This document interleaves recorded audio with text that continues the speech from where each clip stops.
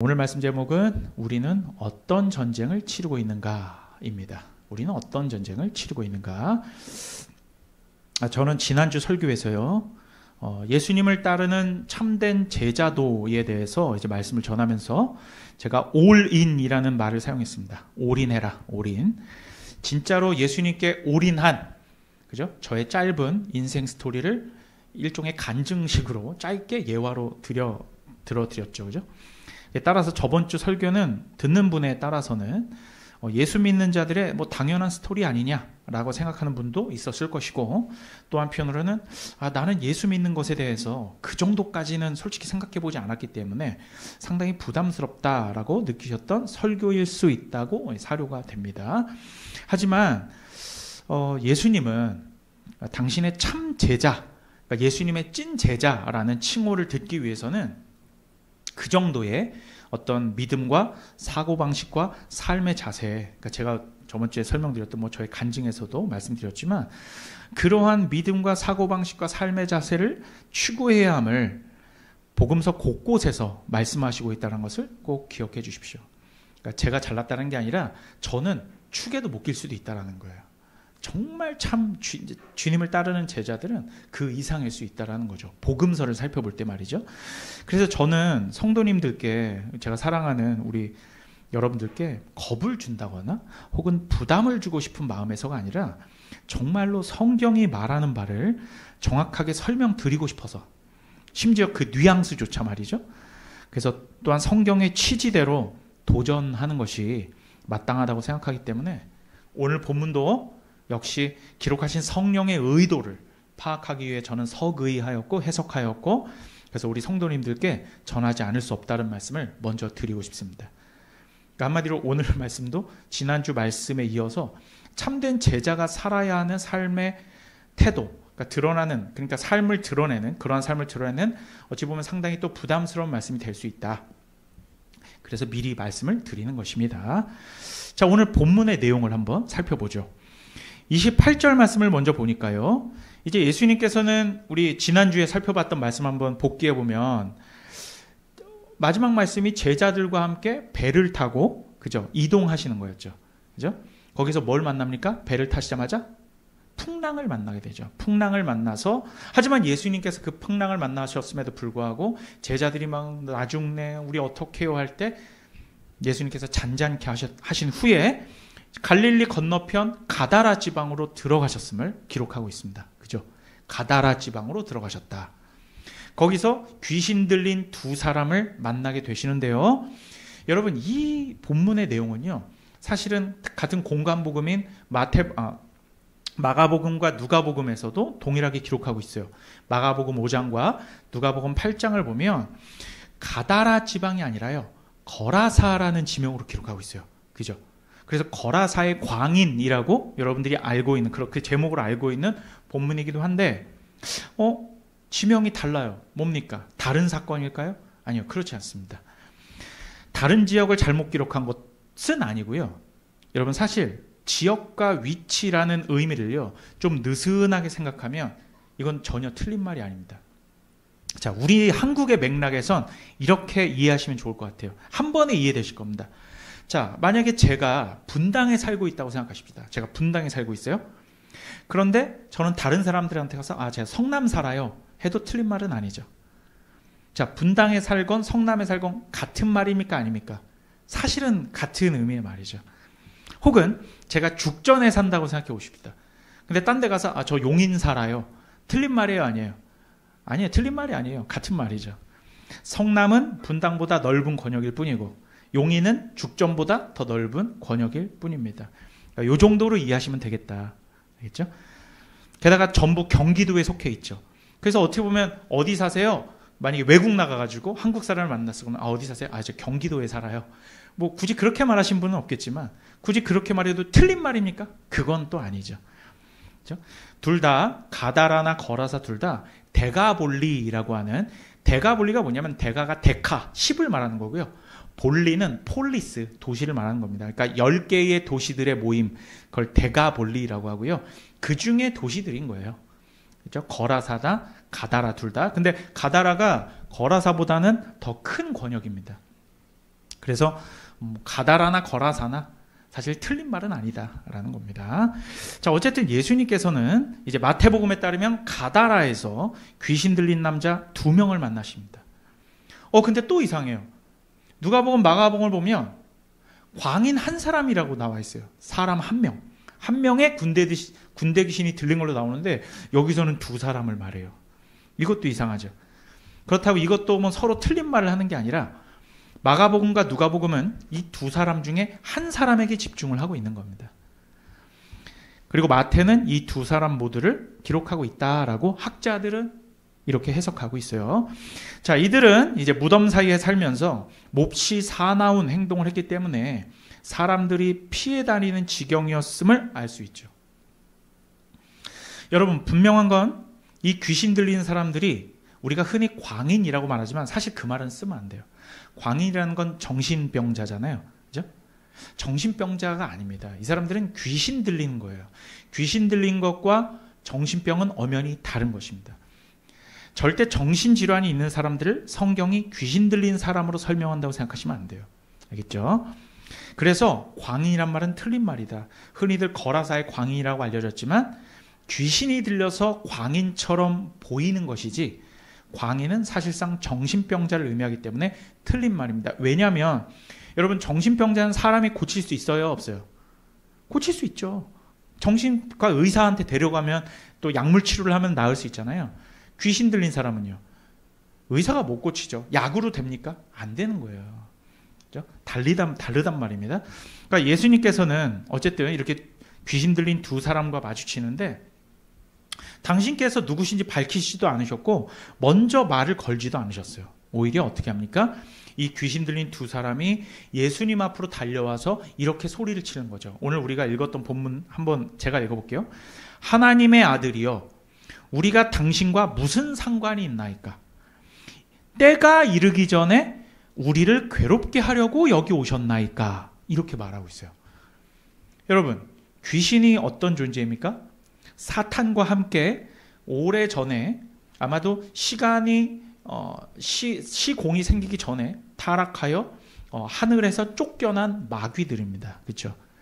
과거에는 이들은 물론 수많은 천사들 중에 일부였어요. 그래서 타락한 후에는 하늘에 있는 악한 영들이 되었습니다. 사탄과 그의 졸개들, 이렇게 표현하실 수 있겠죠. 이들은 솔직히 요새 이제 잘못된 기독교 진영 안에서는요, 마치 이건 사실은 인격체들이 아니다. 어떤 사탄 마귀란 건 따로 없고 그냥 어떤 그 왜 스타워즈에서 말하는 포스라고 이제 말하는데 어떤 보이지 않는 힘, 어둠의 힘, 뭐 이렇게 표현하는 사람들도 있고, 혹은 뭐 일종의 에너지라고 표현하는 사람들도 있고, 혹은 뭐 악한 기운이다 이렇게 표현하는 사람들도 있는데 전혀 그렇지 않습니다. 이들은 정말로 각각 개성을 가지고 있는 일종의 개체들이며 형체는 가지고 있지 않은 영적인 존재들로서의 마귀들입니다. 분명한 인격체들이고 영적인 실체들이라고 할 수 있는 거죠. 그래서 이들은 얼마든지 사람들에게 들어가 사람의 정신과 판단을 사로잡고 좌지우지할 수는 있지만 함부로 생명을 앗아가거나 할 수는 없습니다. 왜 그렇습니까? 생명은 하나님의 주권 아래 있기 때문인데요. 사실 하나님의 허용이 없이는 사탄 마귀라 할지라도 절대 그 선을 넘어서 사람을 해할 수조차 없어요. 그래서 이들 스스로도 그걸 이미 잘 알고 있고, 그래서 오늘 이제 본문을 보면 이들 스스로도 때가 되면 자신들이 파멸될 것임을 이미 알고 있는 거죠. 때가 이르기 전에 우리를 괴롭게 하시려고 이렇게 표현하잖아요. 그죠? 자, 여러분 이제 한번 생각해 봅시다. 때가 이르기 전에 우리를 괴롭게 하시려고 오셨습니까? 때가 언제입니까? 그 때가. 자, 예수님의 때인데 여기서 흔히들 우리가 예수님의 때 하면 십자가의 때로 어떤 본문에서는 이제 흔히들 때라고 하면 십자가의 때가 이르기 전이라고 알고 있잖아요. 근데 여기서 말하는 그 때는 최후의 심판입니다. 이들이 파멸당할 최종 심판의 때, 즉 예수님의 다시 오심, 즉 재림을 의미한다고 학자들은 보고 있는 거예요. 바로 그때 이들의 우두머리인 사단도 심판을 받을 것이고 온갖 귀신들도 함께 심판을 받아 영원한 멸망에 처하게 되는 것이죠. 당시에는 당연히 아직 때가 되지 않았고 사실 예수님 십자가 달리시기도 전이기 때문에 이들은 굉장히 이른 때라고 아마 생각을 한 거죠. 그렇죠? 그리고 이 이후에도 2000년이나 흘렀습니다. 하지만 아직 예수님은 오시지 않았죠. 하지만 곧 오실 것입니다. 자, 이제 이들은 하늘과 땅의 모든 권세를 가지신 예수님께 자신들을 쫓아내시려거든 저 멀리 있는 많은 돼지떼에게 들여보내달라라고 요청합니다. 예수님께서 허락하시자 귀신들이 두 사람으로부터 나와서 돼지떼에게 들어갔고 이 돼지떼는 비탈로 내리달려 바다에 몰사했다라고 오늘 본문은 기록하고 있어요. 자, 그랬더니 이 돼지를 키우던 사람들이 가다라 시내로 들어가서 사람들에게 예수님의 이 일을 알렸고 이 도시의 사람들은 이제 예수님을 다 찾아가서 그 땅에서 떠나시기를 간구한 것으로 해당 단락을 마치고 있습니다. 기적을 베푸셨으니까 예수님께 예수님을 영광 돌리고 이게 아니에요. 이 땅을 떠나시기를 간구했습니다. 자, 여기까지가 이제 오늘 본문의 내용이에요. 여러분, 왜 귀신들은 돼지떼에게 자신들을 들여보내달라, 그러니까 예수님께 돼지떼로 우리를 들여보내달라고 했고 예수님은 또한 이를 허락하셨으며 왜 군대의 귀신과 돼지떼는 바다에 들어가 몰살을 했을까요? 참 기묘한 이야기가 아닐 수 없습니다. 기묘하다는 거예요. 일단 무엇보다 인격체인 사람들이 아닌 인격이 없는 돼지떼에게 귀신들이 들어갈 수 있는 것일까요? 이 또한 정말 기묘한 일입니다. 그죠? 자, 하지만 여러분, 분명한 것은 영적인 세계에 있어서 어떤 특정한 공식과 같은 것은 없다라는 것을 꼭 염두에 두십시오. 제가 방금 얘기했던 귀신은 사람들에게 들어가서 조종하는 거 아니야? 라고 하는 공식과 같은 선입견들을 갖지 말라는 거예요. 그죠? 우리의 상식대로 하면 귀신은 사람에게만 들어갈 수 있다라는 생각과 공식 같은 것인데 그런 건 없다라는 거죠. 하나님께서 허락하시면 오늘 본문에서처럼 돼지떼에게도 귀신이 들어가는 것입니다. 분명한 건 귀신들 자체가 우리 돼지떼한테 내가 들어가야지 하고 간 게 아니에요. 어떻게 했어요?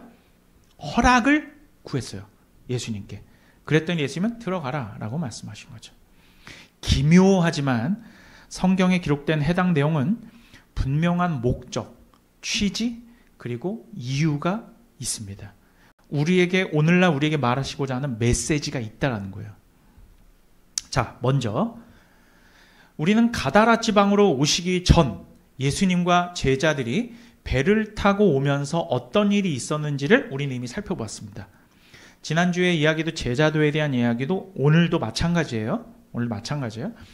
자, 바로 예수님과 제자들이 함께 배를 탔고 풍랑을 만나서 죽는 줄 알았지만 예수님께서 풍랑을 꾸짖으시죠. 그죠? 그랬더니 바다가 잠잠해진 사건입니다. 자, 제가 저번 주에도 풍랑은 우리 성도들의 삶 가운데 일어날 수 있는 여러 가지 고난과 역경 그리고 환난들을 상징한다라고 제가 설명드렸죠. 거기에서 예수님은 그 모든 고난과 역경과 환난들을 다스리신다라는 것을 우리는 확신했고 지난주에 배웠습니다. 우리는 막 불안해서 어쩔 줄 몰랐지만 예수님은 주무시고 계셨고 아이고 나 죽네, 나 인생 어떡해, 내 인생 완전히 꼬였네라고 했지만 사실은 예수님께서 우리와 함께 계셨을 때에는 우리가 예수님께 구했죠. 살려주십시오. 그때 예수님께서는 일어나셔서 모든 걸 다스리시고 주권으로 역사하셨죠. 바다는 여러분 사실 풍랑이 인다는 게 뭡니까? 비바람이 몰아쳐서 결국은 사람들은 무엇을 두려워한 것입니까? 뭘 두려워한 거예요? 궁극적으로는 바다에 빠지는 걸 두려워한 거잖아요. 바다가 뭘 상징하는지 아십니까, 여러분? 성경에서 창세기 1장에도 보면 나오지만 히브리어로 하면 트홈이라고 하거든요. 그 깊음입니다. 깊음, 어비스. 이것은 어두움과 사망을 의미하는 거예요. 사람들이 두려워하는 것은요, 사망입니다. 하지만 예수님은 사망에 빠지기를 허락하지 않으셨죠. 전쟁과 같은 이 풍랑이 몰아치는 제자들의 삶이지만 그 가운데 사령관이 되시는 예수님께서 삶의 중심에 계실 때 우리에게는 완전한 승리가 보장되어 있다는 것을 배웠다는 거예요. 이렇게 바다의 풍랑을 꾸짖고 다스리셨던 예수님께서 오늘 본문에서는 귀신들을 좌지우지하시고 이들을 돼지떼들과 함께 사망의 바다로 몰아 넣으시는 거예요. 오케이? 자, 여러분, 돼지떼는 당시 데가볼리 지방의 사람들에게 있어서 생계수단의 일부였습니다. 그죠? 그러니까 지난주에도 바다가 등장하고 오늘도 바다가 등장하잖아요. 지난주에는 사람들이 당신의 제자들이 빠져 죽네 어쩌네 하면서 예수님 살려주셨지만 오늘은 그 바다에 뭘 갖다 수장시키세요? 악한 영들, 즉 귀신들과 돼지떼들이란 말입니다. 그죠? 당시 돼지떼는 가다라 지방 사람들의 생계수단의 일부였다라는 거예요. 먹고 사는 수단이며 많은 사람들의 돈이 되는 어떤 그 수단이었단 말이죠. 그걸 지금 어디로 몰아넣으신 겁니까? 바다로 몰아넣으신 거예요. 생계수단 뭡니까? 돈인 거죠. 저는 이것을 맘몬이라고 부르고 싶습니다. 제가 왜 돼지떼를 돈의 권세, 즉 맘몬을 상징하는 것으로 보는지 아십니까? 자, 여러분 한번 생각해 보세요.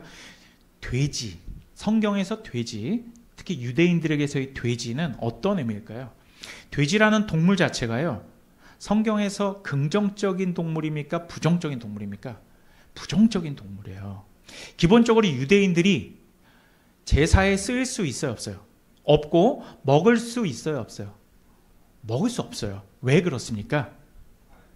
부정한 짐승이기 때문이에요. 물론 그래요. 발이 두 개로 갈라지네 어쩌네 뭐 그렇지만 중요한 건 하나님께서 부정하다라고 선언하신 동물인 거예요. 그게 뭐 위생이 어떻고 그것과 아무 상관없어요. 하나님이 부정하다 하시면 부정한 거거든요. 돼지는 부정한 짐승입니다. 신명기 14장 8절 한번 볼게요. 이렇게 되어 있습니다. 돼지는 굽은 갈라졌으나 새김질을 못함으로 너희에게 부정하니 너희는 이런 것의 고기를 먹지 말 것이며 그 사체도 만지지 말 것이라. 그죠? 이렇게 돼지는 유대인들에게는 아무 소용없는 부정한 짐승이라 할 수 있습니다. 근데 지금 가다라 지방에서 뭐 하고 있는 거예요? 이 돼지떼를 키우고 있는 거예요. 뭘 위해서? 팔려고 하는 거죠. 돈이에요, 돈. 여러분, 돼지떼 돈입니다. 돈이에요. 여러분, 제사에 드려지는 양이나 소, 염소 같은 것들은 하나님이 받으세요, 안 받으세요? 받으세요. 그런 짐승이 아니란 말입니다, 돼지는. 물론 오늘날에는 폐지된 율법이기는 하지만 분명한 상징으로서 당시의 돼지는 하나님 백성들에게 부정한 짐승이라는 것입니다. 즉 하나님께서 인정하시는 생계수단이에요? 인정하시지 않는 생계수단이에요? 인정하시지 않는 생계수단입니다. 그런데 이들을 가지고 생계의 수단을 삼는다는 것은 무엇을 의미하는 겁니까? 부정한 방법의 생계 수단을 의미한다라고 보는 것이죠. 게다가 그 부정한 생계의 수단에 예수님께서 뭘 갖다 넣으십니까? 귀신들을 갖다 넣으시는 거예요. 그리고 함께 어떻게 돼요? 수장을 당합니다. 이렇게 예수님께서는 부정한 영들과 부정한 생계 수단을 모두 어디에? 사망으로 몰아 넣으신다라는 것이에요. 자, 그렇게 해서 그 일의 결과 어떻게 되었습니까? 그 일의 결과. 그렇게 귀신들이 돼지떼에 들어간 결과. 자, 긍정적인 면으로는 2명이 구원을 받았어요. 그죠? 구원을 얻었잖아요. 악한 영들로부터 구원을 얻었습니다. 군대 귀신들은 모두 떠나갔고 귀한 생명을 다시 되찾았어요. 하지만 오늘 사람들의 반응을 보십시오. 사람들의 반응. 이렇게 마태복음에서는 2명의 영혼이 구원을 얻은 것에 대해서는 세상은 관심이 있어요, 없어요? 관심이 없어요. 자신들의 부정한 생계수단, 돼지 2,000마리가, 다른 이제 성경을 보면 2,000마리라고 나와요. 2,000마리가 몰살한 것에만 초점이 맞춰져 있습니다. 오늘날로 보면 돼지 한 마리를 한 60만 원 정도로 보거든요. 그러면 2,000마리라면 얼마입니까? 12억입니다. 큰 돈이죠. 세상은 예수님의 구원하심이 아니라 우리가 뭐 먹고 살지? 이제 몰살됐으니 이 부정한 생계수단이 없어졌으니 우리는 돈 어떻게 벌지? 모두 거기에 매몰되어 있는 것입니다. 자, 사실은 기쁜 일이에요. 귀신들이 떠나가고 그 동네에서 원래 이 두 사람은 귀신 들려서 사람들을 괴롭혔고 사나웠잖아요. 그 무덤 사이에 살면서 사람들이 나타날 때마다 해했고, 그죠? 그러한 것들이 떠나갔어요. 영적으로는 자유함을 얻었습니다.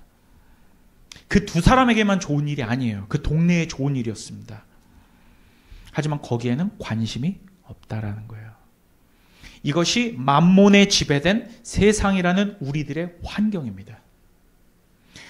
온 시내가, 온 그 가다라 지방의 시내가 자신들의 부정한 생계 수단을 없애버리신, 물론 일부이긴 하지만, 그러면 다른 데는 어떻겠어요? 덜덜 떨고 있겠죠. 우리도 작살내는 거 아니야? 이렇게 되면서.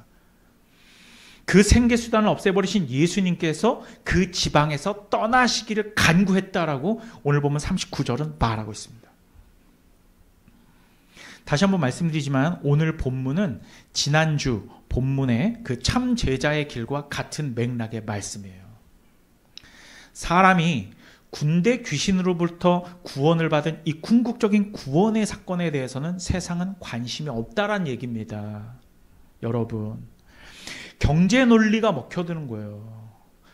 돈의 권세, 즉 만몬적 계산에 혈안이 되어 있습니다. 어우, 저 12억이나 되는 돈을 저 바다에 갖다 버리네. 이 구조가 머릿속에 박혀 있는 거예요. 사실은 어떻게 된 사건인데, 구원을 얻은 구원 사건인데도 말이죠. 이는 마치 예수님을 은 30세겔에 팔아넘긴 가룟 유다의 사고방식과 똑같은 거예요. 성경을 한번 찾아볼까요? 요한복음 12장 3절에서 8절 말씀입니다. 제가 읽을게 잘 보세요. 마리아는 지극히 비싼 향유 곧 순전한 나드 한 근을 가져다가 예수의 발에 붓고 자기 머리털로 그의 발을 닦으니 향유 냄새가 집에 가득하더라. 이 마리아는 그 나사로의 동생 마리아예요. 죽음에서 그 구원받은. 제자 중 하나로서 예수를 잡아줄 가룟 유다가 말하되 이 향유를 어찌하여 300데나리온에 팔아 가난한 자들에게 주지 아니하였느냐 하니, 이렇게 말하면 가난한 자들을 생각함이 아니요 그는 도둑이라. 돈 괴를 맞고 거기 넣는 것을 훔쳐가미러라. 예수께서 이르시되 그를 가만두어 나의 장래할 날을 위하여 그것을 간직하게 하라. 가난한 자들은 항상 너희와 함께 있거니와 나는 항상 함께 있지 아니하리라 하시니라. 나사로의 동생 마리아는 돈보다 뭘 더 귀중하게 생각했을까요? 예수님이 더 귀하다라고 여겼어요.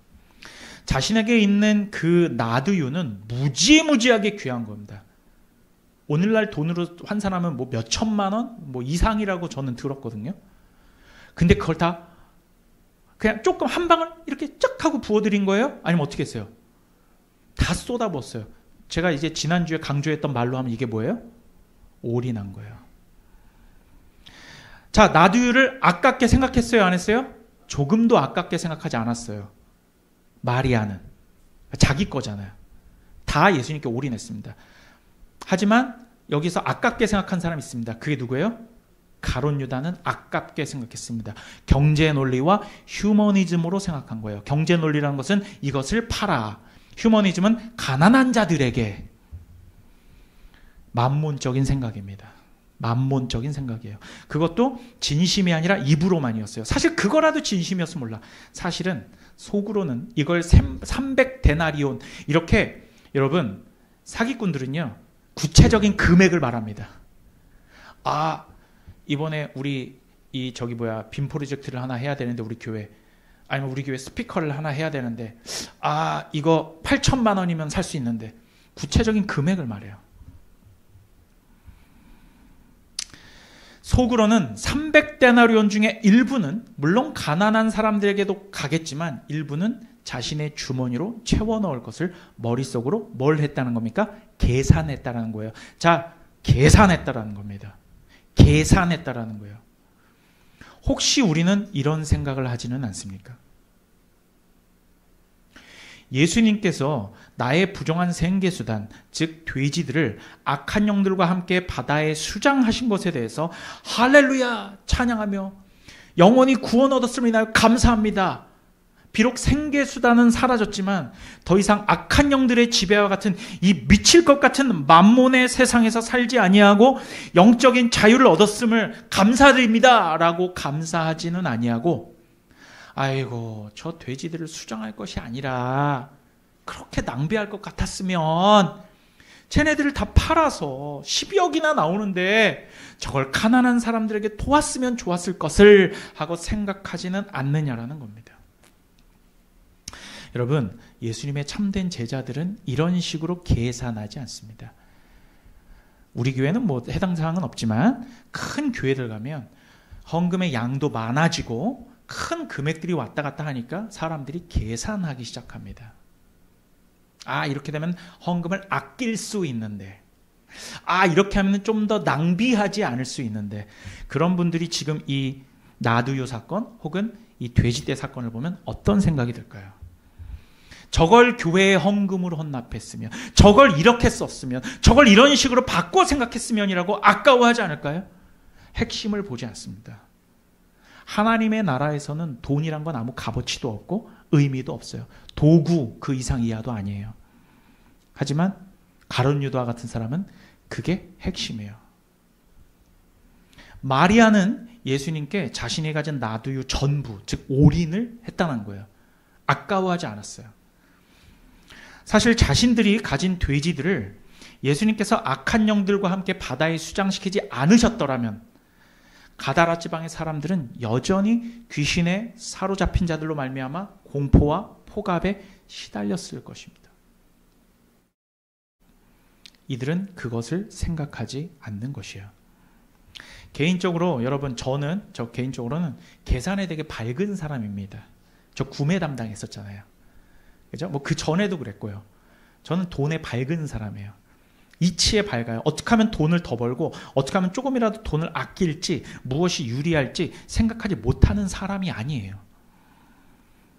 하지만 그러한 계산은 오히려 하나님의 역사하심에서 멀어지는 일이라는 것을 알았기 때문에 저는 지난주에 간증해서 진천으로 내려가지 않고 퇴사를 마다하지 않은 것이에요. 이게 무슨 말인가 하시는 분은 지난주 설교를 들어보시면 압니다. 자, 여러분, 돼지떼를 수장시키는 것은 낭비입니다. 맞아요. 낭비예요. 하지만 그 안에 악한 생각들, 즉 귀신들이 들어있다. 우리를 괴롭히고 우리를 완전히 사로잡아 있는 악한 생각들이 그 내가 아깝다라고 생각하는 그 돼지떼 안에 있다라는 생각을 안 한단 말입니다. 나두유를 예수님의 발에 들이붓는 것은 낭비예요. 하지만 그것은 예수님께서 그것과 비교할 수 없이 귀한 분이라는 그 생각을 하지 않는 거예요. 사실은 이 예수님은 나두유 한 트럭을 갖다 바쳐도 아깝지 않은 분이라는 사실을 생각하지 않습니다. 그 나두유를 다 갖다 부어도 우리 예수님께서는 훨씬 더 좋은 것으로 채워주실 분이라는 것을 믿지 않는 것이에요. 자, 아브라함에게 있어서 이삭은 귀한 아들입니다. 하나님께서 주신 거잖아요. 너무 귀한 거예요. 하지만 하나님께서는 내놓아라고 했을 때, 아니요, 못 줘요. 왜? 예수님, 하나님이 나한테 100년에 걸려서 주신 아들 아니에요? 어떻게 이 아들을 또 달라 그래요? 사이코입니까? 사이코패스예요? 그런데 아브라함은 믿음의 사람이었습니다. 어떻게 합니까? 이 아들을 설사 죽인다 할지라도, 올인하는 거 아닙니까? 내 목숨과 같은 건데 잃는 거예요. 귀한 걸. 근데 하나님이 내놓으래. 내놓았어요. 진짜 찐으로 내놓았잖아요. 하지만 하나님께서는 여호와 이레의 하나님이신 거죠. 믿음으로 거기까지 가지 못하는 거예요. 계산에 능한 사람들은 계속 생각해요. 돈을 어떻게 해서 어떻게 사용하지 아낄까? 이렇게 하는 것은 낭비가 아닐까? 그러면서 꼭 이용하는 것이 이겁니다. 가난한 사람들. 아, 교회에 그렇게 헌금하느니 나 차라리 가난한 사람들한테 할래. 그게 가룟 유다와 같은 생각 아니에요?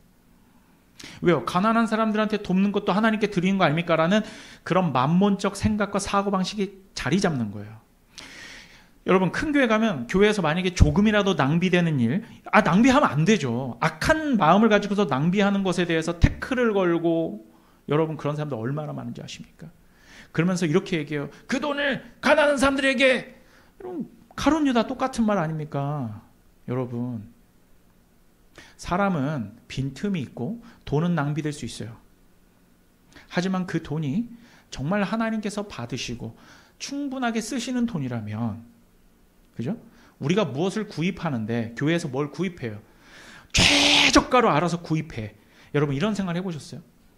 최저가로 구입하는 건 물론 좋은 일이지만 적정가 혹은 돈을 더 얹혀주고 그 물건을 구입한 그 가게가 좀 더 많은 이윤을 얻는다면 그것은 또한 경제 논리에 그것이 적합하지 않은 겁니까? 그게 낭비예요? 자본주의는 돌아가는 거잖아요. 돈의 시스템이. 은행에 갖다가 돈을 쳐 넣으면 여러분 그게 묶여 있잖아요. 폭망하는 거예요. 은행은 그 돈을 공장을 짓는데 투자합니다. 줘요. 그리고 그걸 가지고서 현물을 만들어냅니다. 그럼 그걸로 인건비에 쓰이게 되고 그걸 또 사람이 소비하고 이게 계속 돌아가는 거예요. 아낀다고요? 하나님 나라의 방식은 돼지떼가 물론 좋아요. 생산의 논리에 있어서는 낭비 같지만 무에서 유를 창조하신 하나님 앞에 그게 무슨 의미가 있어요? 채워주시지 않을까요? 하나님께서? 사람들은 자기가 소유한 것과 이룰 것에만 계산적으로 관심을 둘 뿐입니다. 오늘 본문에서 가다라 지방 사람들처럼 말이죠. 그렇게 계산했더니 어떤 결과가 나옵니까? 예수님을 쫓아내자. 더 이상 있다가 우리 지방 망하겠다. 경제 폭망하겠다. 여러분 제가 유튜브를 보면서 요새 되게 많은 어떤 그 부동산 유튜버들이 있잖아요. 그분들이 대한민국에 어디를 그렇게 돌아다니냐면 뭐 양구라든지 아니면 저쪽 철원 지방이라든지 철원까지는 아니지만 제가 본 기억으로는 뭐 양구가 제일 심했던 것 같아요. 출산율이 계속 떨어지니까 군대에 가야 되는 장병들의 수가 현저하게 줄어들게 되죠. 그러면 사단들이 철수하게 됩니다. 우리 그 추억에 우리 육군 몇 사단들 굉장히 많이 있어요. 근데 양구에 있는 한 2사단 노도부대가 몇 년 전에 철수했죠. 그 지역 상권이 어떻게 된 줄 아십니까? 폭망하게 됐습니다. 그래서 물론 그 지역 경제가 돌아가지 않는 것은 매우 정말 그래서 막 상인들이 덜덜 떠는 거예요. 아, 그때 그 군인들 잘해줬더라면. 근데 너무 바가지 씌우고 그런 걸로 유명했잖아요. 군인들한테 바가지 씌우고. 여러분 가다라 지방의 사람들도 그런 마음이 있을 수도 있어요. 아, 예수님을 드렸더니 완전히 우리 경제 폭망하겠다. 그죠? 하지만 그 모든 것들을 채우시고 무에서 유를 창조하신 창조주께서 우리 마을에 오셨다는 생각을 하지 않는 거예요. 우리 사랑하는 성도님들은 어떠십니까?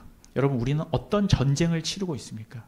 사실 표피적으로는 드러나지 않지만 오늘 본문은 하나님 나라와 사탄의 세력 간의 전쟁의 장면을 기록한 것입니다. 이 싸움은 악한 영들의 세계에 예수님께서 경고를 날리신 본문이에요. 그리고 혹시나 당신의 제자들의 삶 가운데에 만몬의 세력이 활개를 칠 것을 두려워하셔서 이들을 악한 영들과 함께 바다에 수장시키신 거예요.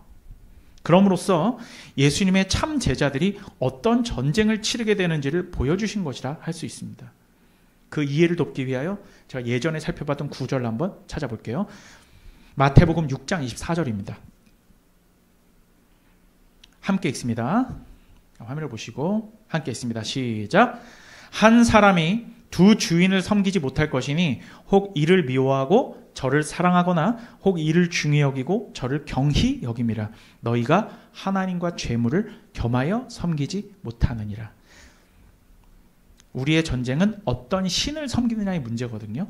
우리가 십계명을 수요일날 강론하고 있잖아요. 거기서도 똑같은 내용이 나옵니다. 여러분 여기에서 하나님과 재물을 겸하여 섬기지 못하니라 라고 할 때 이 재물이 헬라어로 맘모나스예요. 맘몬. 제가 뭐 맘몬 다른 게 아닙니다. 재물이 신이 된 거예요. 그게 맘몬이에요. 여러분 우리는 하나님을 섬기는 것입니까? 맘몬을 섬기는 것입니까? 여러분 교회 다니면서도 맘몬을 섬기는 사람들이 있어요? 없어요?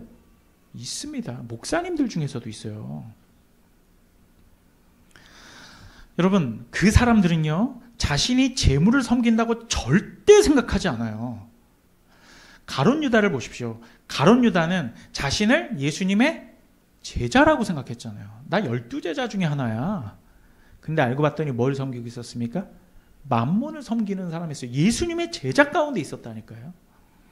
그리고 스스로를 대단히 합리적이며 계산에 정확하다고 여기는 사람이었습니다. 그러니까 전대를 맡았잖아요. 가룟 유다가. 하지만 돈 때문에 결국 어떻게 합니까? 예수님을 판 사람이 되었습니다.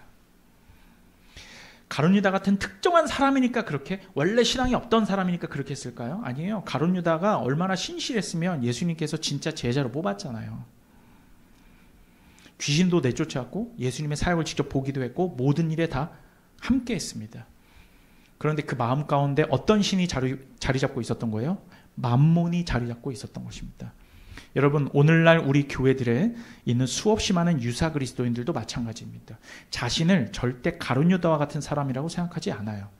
자신은 합리적이며 결코 만몬에 지배당하지 않는 사람이라고 생각합니다. 하지만 마리아처럼 예수님께 올인하는 그 낭비하는 짓을 보면 참지 못하고 계산하며 경제 논리와 합리의 잣대를 들이대면서 그 낭비에 분노합니다. 그리고 하나님께서 자신의 그러한 생각을 들여다보신다라는 생각을 전혀 하지 못해요. 여러분, 오늘 좀 무거운 말씀이지만 말씀 마치게요. 여러분, 세상은 만몬을 주인으로 섬깁니다. 저는 정말 지금 여러분들이 살아가고 제가 살아가는 이 세상의 실체를 보고자 하는 거예요. 여러분, 세상은 만몬을 주인으로 섬겨요. 하지만 그리고 안타깝게도 여러분, 정말 많은 교회, 자칭 그리스도인들도 그러합니다. 다만 그렇지 않은 척 할 뿐이에요. 여러분, 우리의 전쟁은요, 여러분 왜 옛날에 그 드라마 중에 쩐의 전쟁이라고 있었잖아요. 그야말로 오늘날의 전쟁은 바로 쩐의 전쟁입니다. 돈을 얼마냐 많이 벌고 많이 잃느냐의 쩐의 전쟁이 아니라 어떻게 하나님 나라의 방식대로 돼지떼와 악한 영을 바다에 수장시키고 예수님의 제자가 되느냐, 그리고 그것을 아까워하지 않을 자신이 있느냐 없느냐의 그러한 쩐의 전쟁인 거예요. 쩐을 공급하시는, 우린 쩐이 필요합니다. 돈이 필요해요. 그 모든 것을 하나님께 맡기고 그 공급을 체험하는 그러한 쩐의 전쟁이냐, 아니면 만몬적 사고와 생각에 사로잡혀서 그대로 살아가면서 가룟 유다처럼 나는 지혜로운 자고 나는 합리적이고 나는 계산에 밝은 자라고 하면서 예수님의 제자라고 사는 사실상의 실패자의 삶을 사는 자이냐, 이 쩐의 전쟁이란 얘기예요. 여러분, 마리아처럼 쩐을 버리시고 예수님께 올인하십시오. 예수님께 올인하세요. 절대 굶어 죽지 않습니다. 예수님 다 채워주세요. 그러면 물질에 지배당하지 않고 낭비해도, 때로는 낭비해도 아까워하지 않습니다. 그럼에도 충만하게 채워주시는 주님을 경험하게 될 것입니다. 무조건 가난하게 살아라, 전 이런 말씀 드린 게 아니에요. 제가 그 자크 웰률의 돈이냐 하나님이냐 돈이냐 그 책을 예전부터 강론하면서 돈을 주인으로 섬길 것이냐, 이 얘기는 정말 너무 많이 드리죠. 왜 이렇게 강단에서 돈 하느냐 이렇게 말씀하시는 분들 많을 텐데, 여러분 복음서 보면 여러분 물질과 돈에 대한 말씀이에요. 우리는 그거를 자꾸 비껴가고 싶은 거예요. 애써서 불편함을 피해가고 싶은 거예요. 여러분, 우리가 살아가는 세상 보십시오. 전부 다 돈과 관련되어 있는 일입니다. 그런데 우리의 신앙은 관념 안에서만 존재합니까? 돈은 돈이고 신앙은 신앙이 합니까? 왜 그런 이중적인 신앙을 여러분 괜찮아라고 하면서 자기를 위로하고 계십니까? 우리는 직면해야 돼요. 나의 생각과 내가 가진 돈의 사고방식과, 그리고 성경이 말하고 있는 진짜 이 물질을 대하는 태도가 어떠해야 되는지, 저는 그걸 예리하게 찌르고 쪼개어서 보여드리고 싶은 거예요. 여러분, 교회라는 곳은요, 한 영혼을 위해 돼지떼 2,000마리를 낭비한다고 해도 아까워하지 않는 곳이 되어야 돼요. 그게 당연한 겁니다. 세상에선 아우 아까워, 저 돈 저걸 팔았으면, 이 생각이 여러분이 혹시나 드신다면 여러분 돌아보십시오. 스스로를. 온 땅과 만물을 다스리시며 돈의 모든 이런 순환과 이 자본주의를 이끄신 분 하나님 아니에요? 주인이잖아요. 하나님께서. 그런데 교회 안에서 돈씀 그리고 그 어떤 금전과 관련된 것들을 아까워한다? 다시 한번 생각해 보셔야 할 겁니다. 만몬에 지배당한 사람들은 하나님께 드려지는 것을 계산하며 아까워합니다. 여러분, 예수님께서 우리를 만몬에서 구원하시기 위해 돼지떼를 몰살시키신다 할지라도 주의 백성들은 결코 굶어 죽지 않는다라는 사실을 꼭 기억하십시오. 우리 주님은 반드시 채우시며 당신의 백성들에게 만나와 메추라기를 공급하십니다. 나두유를 예수님께 기꺼이 올인할 수 있는 사람들에게만 말입니다. 우리는 하나님의 백성으로서 주님의 통치를 받으며 또 한편으로는 사탄 마귀의 공격과 방해와 유혹과 괴계 속에서 살아가는 일종의 전쟁의 한가운데 살아가고 있다라고 할 수 있습니다. 여러분은 이 영적인 쩐의 전쟁 속에서 어떠한 자세로 임하시겠습니까? 생계의 수단을 잃었다고 주님을 떠나가시라고 하겠습니까? 그리고 가룟유다처럼 300데나리온에 팔찌 그랬냐고 계산하시겠습니까? 아니면 마리아처럼 나두유 전부를 아까워하지 아니하고 주님께 올인하시겠습니까? 참 제자가 되는 길은 우리 각자의 몫입니다.